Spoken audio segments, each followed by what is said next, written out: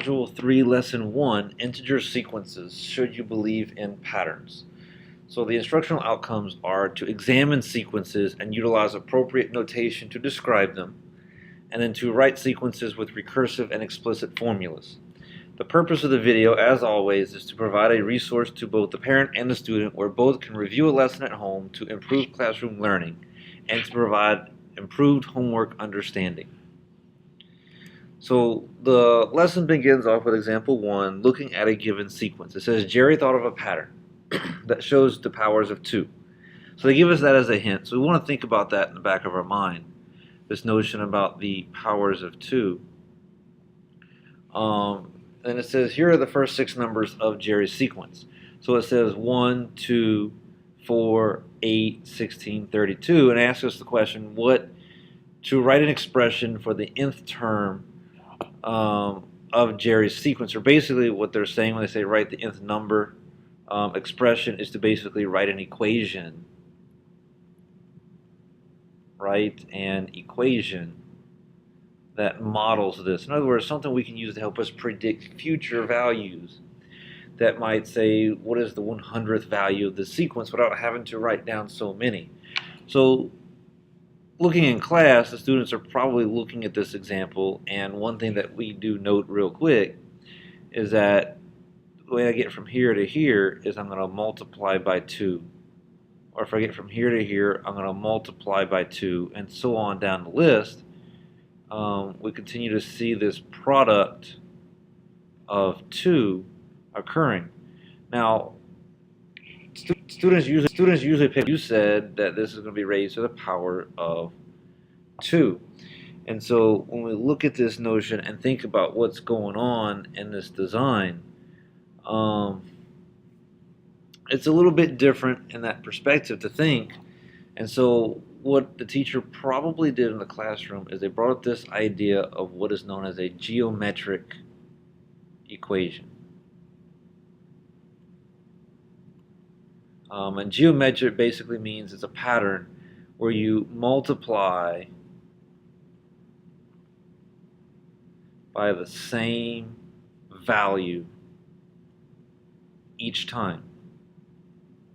We can see that occurring in this part where multiply by 2, multiply by 2, multiply by 2. So because this is really more of an introduction lesson on sequences, and we talk more about it in a couple of extra lessons coming up, we look at this idea of geometric, and this gives the student a little bit of help in designing what this is going to look like so far. So if we highlight a few things in what's designed, they say a times r raised to the n minus 1 power, where they tell us a is the first term in the sequence and r is the common ratio. The common ratio is pretty much what we're multiplying by every single time. In this case, it is 2. So when we ask students to write a formula based on looking at this pattern and make an observation, the teacher will say, well, what is the first number in the sequence? So the students would say, well, that first number is 1, so they would write down a 1 and say, well, we're going to multiply by the common ratio, or they'll say, what do we multiply every single time by to create this pattern? And students would say, oh, we're multiplying by 2, so we put times 2, and we're going to raise that to the n minus the 1 power. And so this would be what the a sub n formula is going to look like, or what the nth number formula will look like in this given piece. How do we know it works? Well, if we tried a couple, if we labeled this the first term, second term, third term, fourth, and so on, let's say I wanted to confirm that the third term was actually 4. Well, I could take this formula, I'll rewrite it over here, and say, well, 1 times 2 raised to, let's say, the third term, so 3 minus 1. Well, 3 minus 1 is 2, so 1 times 2 squared, 2 squared is 4.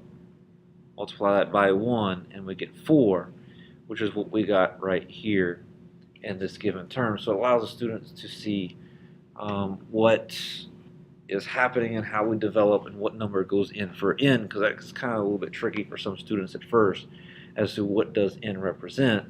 And so we might want to make a little note that n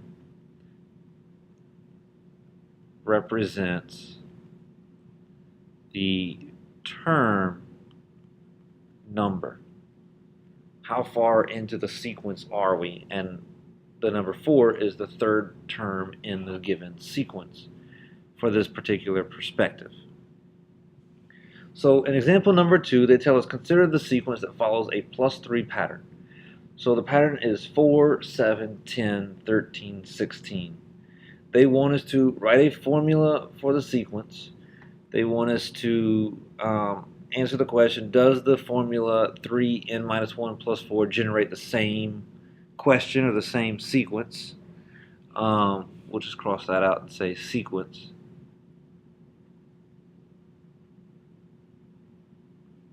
And why might some people prefer this given formula? And then C, graph the terms of the sequence as an ordered pair on the coordinate plane. What do you notice about the graph? So in this given scenario, one thing that we do note, this is a plus pattern. The last pattern we looked at was a multiplication pattern where we multiplied by 2 every single time. So in this one, if I pull this little cheat sheet up here to help us out, it reminds us what an arithmetic sequence does.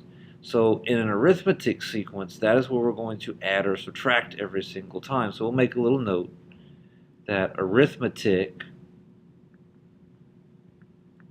simply means to add or subtract by the same value each time. And that's what we see. From 4 to 7, we're adding 3. From 7 to 10, we're adding 3. 10 to 13, we're adding 3. And 13 to 16, we're also adding 3. So they want us to write a formula for the sequence using the notation and so forth that we have. And so the students are given a chance to kind of think about what it might be, and ultimately they would come up, well, I could multiply 3n plus 1. Now, how do we know that works? Well, if I take my 3n plus 1, let's say let's take the 10. The 10 is the 1, 2, third term in the sequence. So if I take 3 times 3 and I add 1, then we're going to get 9 plus 1 is equal to 10. That helps to confirm whether the sequence or formula that you're writing works or not. Now, for a lot of students, it is difficult to come up with the 3n plus 1 all by yourself. And so that's what this little cheat sheet is going to help, where we have A, which remains the same as the geometric sequence, the first term in the sequence, and D is the common difference, meaning what is happening each time and where it is a plus 1, or a plus 3, I should say. And so if I wanted to write that given piece, well, the first term in my sequence is 4, so I could write down 4, and then write down my plus. My common difference is 3, and then I have n minus 1. How did this 3n plus 1 get generated? Well, I could have taken this formula here, and I could distribute to get 4 plus 3n minus 3. And if I add these two like terms, the 4 minus the 3, you get your 3n plus your 1. That's where that's generated from. Now in class, the teacher for the most part is going to be okay with working with this given design right here first, and then simplifying into this version. So whereas when we look at part B, does the formula 3n minus 1 plus 4 generate the same sequence? The answer would be yes, because here is that 4 plus the 3n minus 1 is this piece right here. So what it is, when we distribute and simplify all this, you get your 3n minus, plus your 3, well, minus your 3. Let's fix that. Minus our 3, and then plus our 4. So if we do our negative 3 plus our 4 again, you can see through that process how this and this is the same. So therefore, yes, we would expect the same sequence to occur.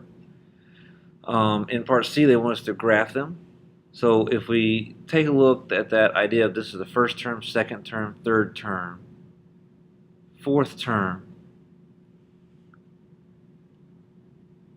and then fifth term, if we go onto the graph and graph them as ordered pairs, and such the idea we would have 1, 4, first term, that value is 4, we would go to x equals 1 and go up 4. If I had the other point, 2, 7, so I would go over to 2 and up to 7. 3, 10, so I go over 3 and up to 10. And I will continue on this design, so I'll have 4 and then 13, which is here, and then 5 and then 16, which is here. One thing that is important to note and interesting in this design is that if I was to take a line and draw through these dots, they are all in one sync, or what is known as linear in this design.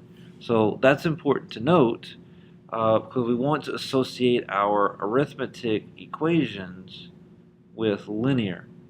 Something we talked about in an earlier module, y equals mx plus b. So if I looked at it in a deeper idea of the idea of slope, we know that slope is rise over run. So if I took one of these points right here, we'll just highlight these two, and I went up 1, 2, 3, and over 1, that is my plus pattern that is occurring. So again, I could go up 1, 2, 3, and over 1, and so that's going to create my next term. So here was my 4, my 7, my 10. If I went up 3 and over 1 again, this would be my 13, and then my 16. So it is important as a student to understand the relationship between the linear information that we've done in the past versus the arithmetic that we're looking at right here. Same reason if I said I wanted to go backwards in this sequence and I asked you what would come before 4, well, most students will say, well, if it's plus 3 going this way, if I want to go the other direction, I'm going to minus 3. So I end up with 1. And what's interesting to look at, if I go backwards 1 and down 3, I end up at 1 for my 0th term, meaning what would happen if I went back in time. So in exercise number 2, they say consider the sequence that has the following -5 pattern, where it starts off with 30, 25, 20, 15. They want us to write a formula based on the sequence in part A. In part B, we're going to use that formula to find the 20th term in the sequence. And then in part C, we're going to graph to illustrate this linear design and effect. So for help, we're going to pull this up, our arithmetic sequence help, and writing our information. So they say they want us to pick out the first number in the sequence. That happens to be 30. So we'll write down 30. They want to know what is the common difference. That's our D. Well, our common difference is -5. So we're going to put -5, and then we'll have our n minus our 1. Now, it is okay if a student wants to leave it at this position. There's nothing wrong with that. But at the same time, your teacher will probably impress upon you that it's not a bad idea to take this sequence and simplify it by using the distributive property. So we would end up with 30 minus 5n plus 5. And if we combine like terms, the 30 plus the 5, we would get negative 5n plus 5. So they're asking in part B, if I wanted to know the 20th term in the sequence, I could take this piece, either this one here that we just simplified, or the original one we started at, does not matter, you will get the same answer, and plug in the number 20. So if I took this one right here and I said -5 times 20, and I add 5, well, negative 5 times 20 is 100, and if I add 5, I end up with 105. So I know the 20th term of that sequence if I continued to minus 5. Actually, that's not right. Negative 5 times 20 is negative 100, not positive 100. And if I add 5 to that, I get negative 95. That would be our 20th term in the given piece. To graph it, same thing that we did previously. We'll denote this as 1, 2, 3, and then 4. So for the first term, we'll come to here, they want us to graph is 30. The second term is 25, so we'll go down to 2 and then make a mark at 25. 3 is 20. And then the fourth term is 15. So we'll come down to 15. And then again, like last time, we could take this given pattern, we could draw a line through this pattern.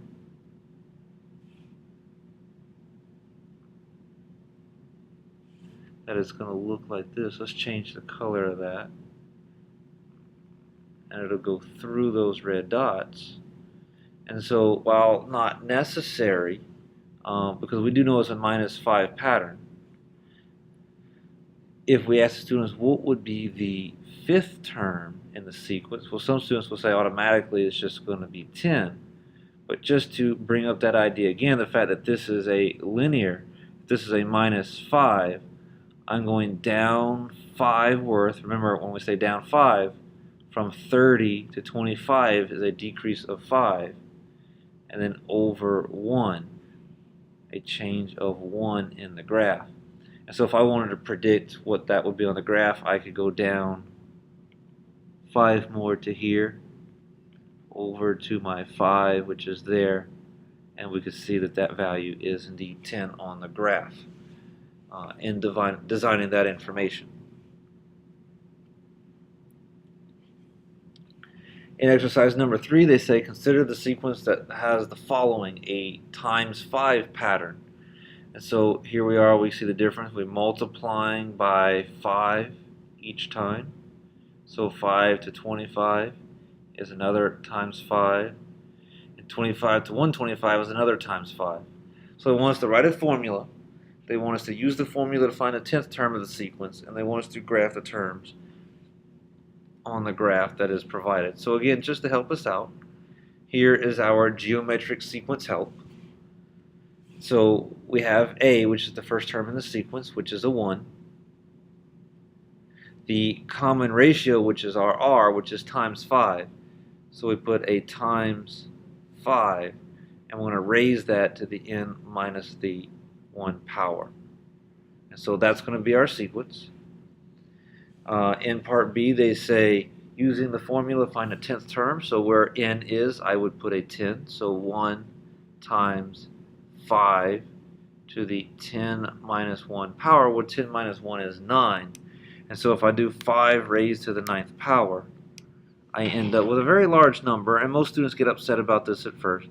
But we end up with 1,953,125. So we put that in perspective. We'll put a comma here and a comma here. So it's 1,953,125 would be the given value if I wanted to find the 10th term in the sequence. Because in understanding a geometric sequence, which is what this is, when we multiply by the same thing, the numbers start to accelerate really, really quickly. And so we're going to show a graph that's going to help illustrate that purpose, to give you the idea of how quickly this starts to grow, whereas a linear graph tends to grow at a steady rate. So this is the first term, second term, third term, and fourth term. So 1, 1 is right here. 1's going to be right way at the bottom, real small. So we'll just put this down here because this is 125. So we know that's way up there. 2, 5, well, that's going to be probably right about this same little point because 5 and 1 are real close together. The third term is 25, and so that'll probably be about right here. And then the fourth term is 125. And so that's going to come up to here. And so if we wanted to know if we added on there the fifth term, so if we multiplied 125 by 5, that's going to be 625. And that's going to be way up here on the graph. So what you start to see is a different kind of relationship to where if I kind of sketch a line through here, and I go through the dots, it starts out to grow real small at first, but then all of a sudden it starts to grow and increase extremely quickly through the given pieces. And so that's something that's very different than the arithmetic sequence, where if I go back and look at the arithmetic, it's a straight line. Or in this arithmetic, where it's a straight line going up. This one has a very dramatic curve that occurs all of a sudden, and that's why it is within reason that we could say that by the time we get to the 10th term, it is quite possible to be just shy of 2 million if on the 5th term alone we're already up to 625. In the 4th example or exercise, they say consider the sequence formed by the number of squares. So here they give us a picture where they tell us in the first one, this is 1 dot. Here we have 4 dots. Here we have 9 dots. And here, if we counted them up, we would have 16 dots. So they want to know what would be a formula that would be working for this given piece. Well, this is squares is really what this is. And so if you think about this, this is a 2 by a 2, or a 3 by a 3, or a 4 by a 4. And so if I was to take this and do 2 squared, I would get 4, or if I said 3 squared, that would equal 9, or if I said 4 squared, that would equal 16. So the formula for this would be n squared. Using the formula, find the 50th term in the sequence. So what I would do is I would put 50 in for n, so 50, and then I would square that. So when we put that in our calculator, or if you do it mentally, you end up with 2,500 for that given piece. And then if we wanted to graph these sequences again, if I wanted to graph them, this would be 1, 1. So here's 1. It's going to be somewhere right around here, real low at the bottom. 2 squared is 4. So again, very small growth. 3 squared is 9. So here we are approaching 10. If we did 4 squared, that would be 16. So it would be like right around here. You start to see the curve develop.